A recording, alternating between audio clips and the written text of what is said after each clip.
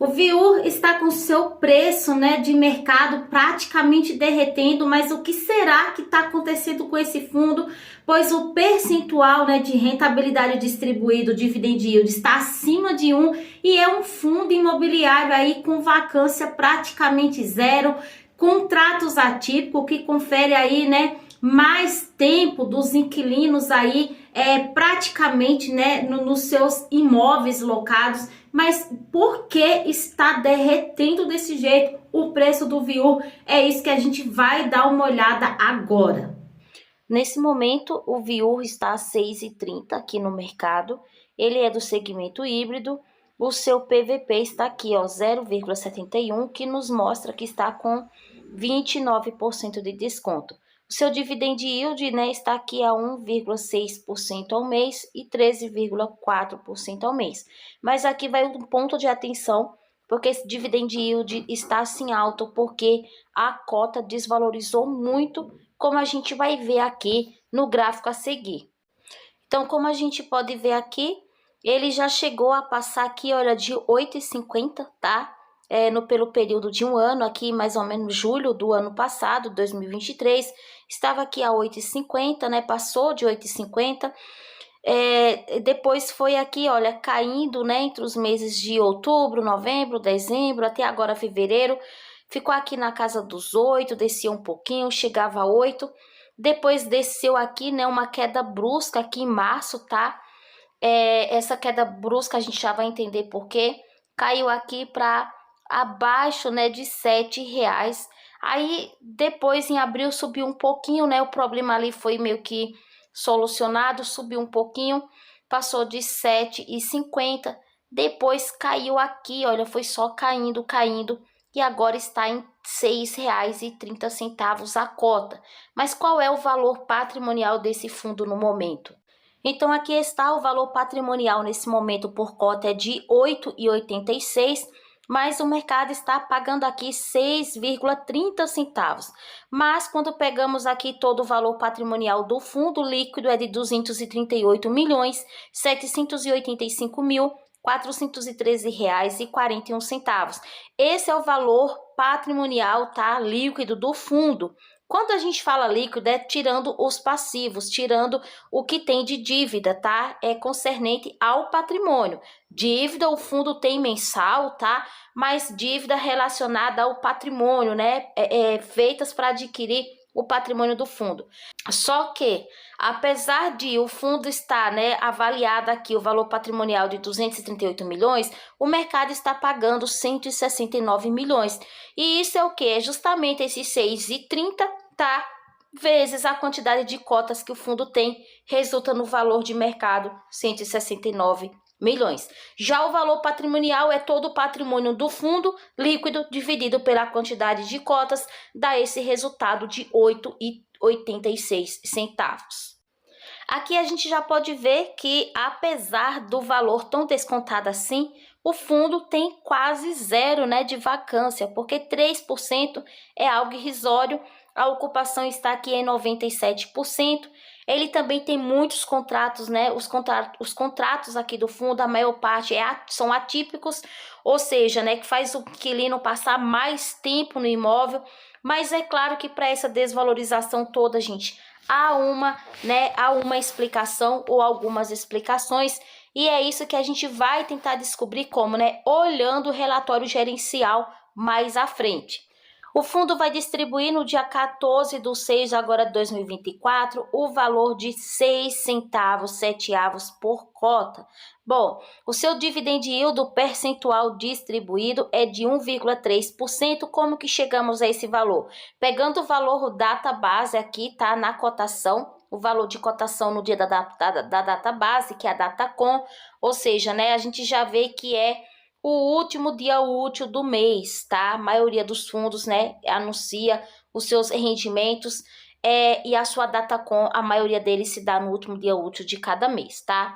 Só que, pegando o que distribuiu, o que vai distribuir, dividindo pelo valor de cotação no dia da data base, vai dar exatamente uma rentabilidade de 1,3%.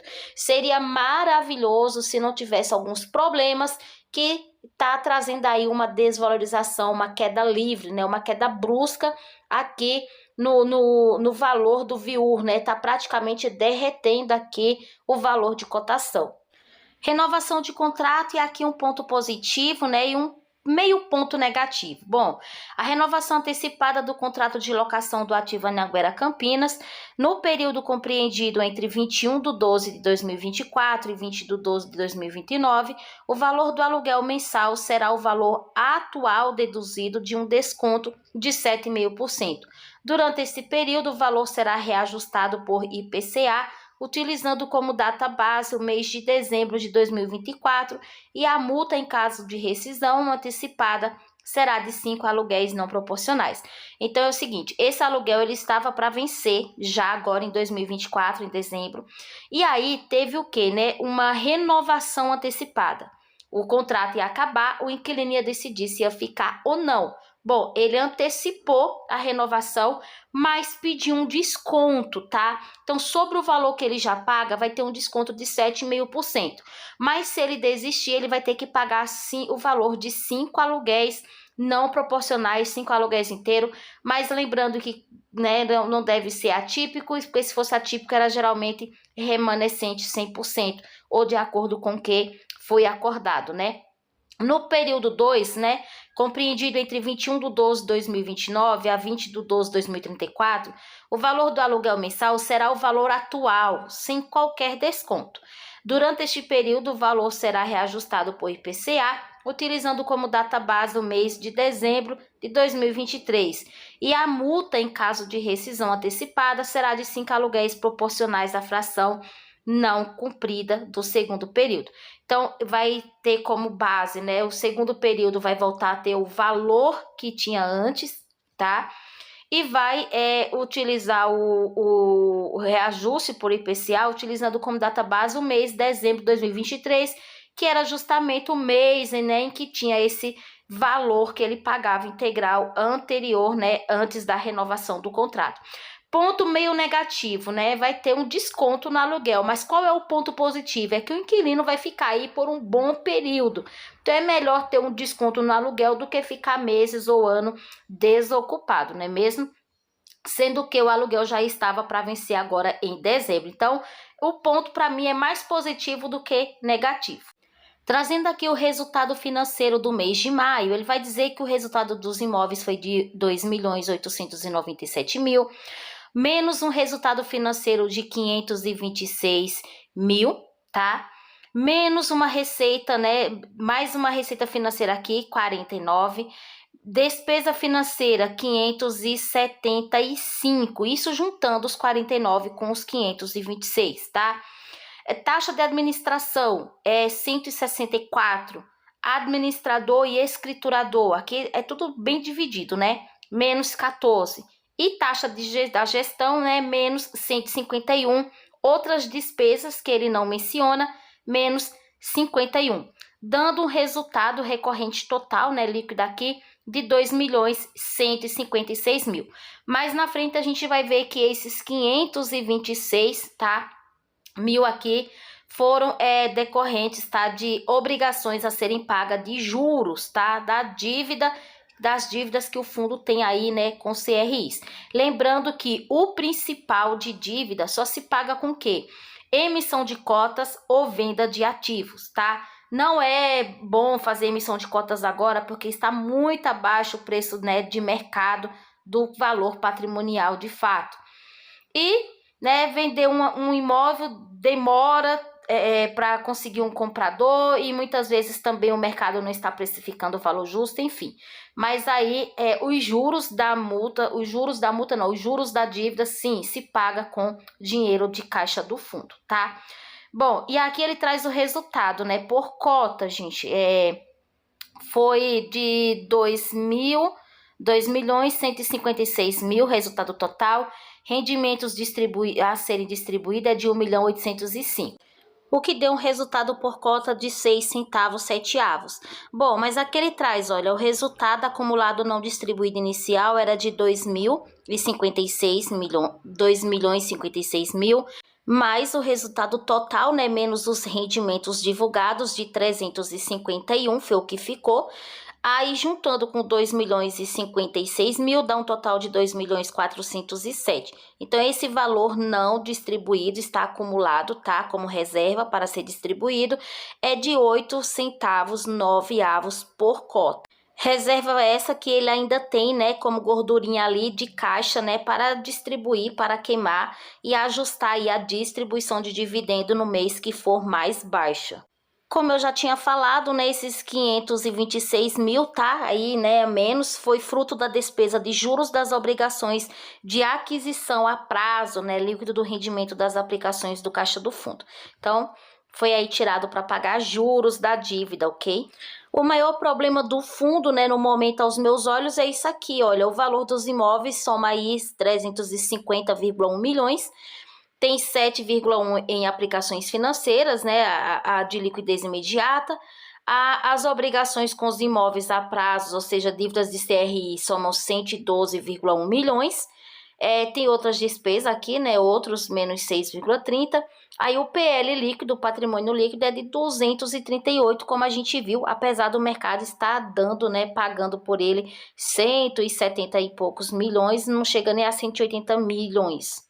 Então, como a gente pode ver aqui, ele fala que nesse mês ele realizou uma antecipação parcial no valor de 2,8 milhões da parcela retida no âmbito da transação de aquisição do imóvel Facamp, fruto dos avanços demonstrados nas condições precedentes de transação.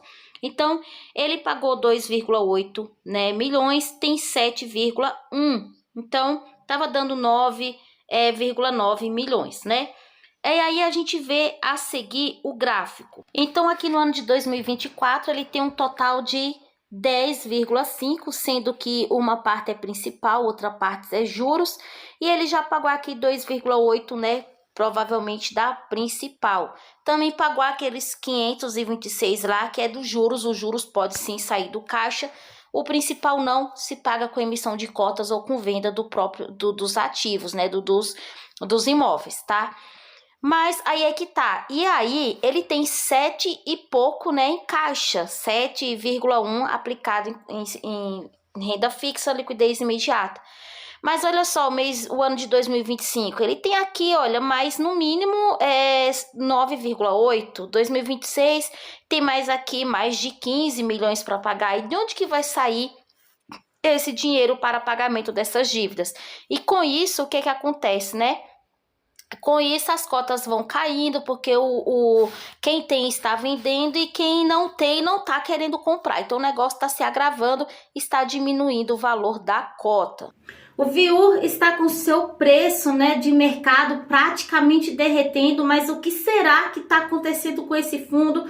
Pois o percentual, né, de rentabilidade distribuído, dividend yield, está acima de 1 e é um fundo imobiliário aí com vacância praticamente zero, contratos atípicos que confere aí, né, mais tempo dos inquilinos aí praticamente, né, nos seus imóveis locados. Mas por que está derretendo desse jeito o preço do VIUR? É isso que a gente vai dar uma olhada agora.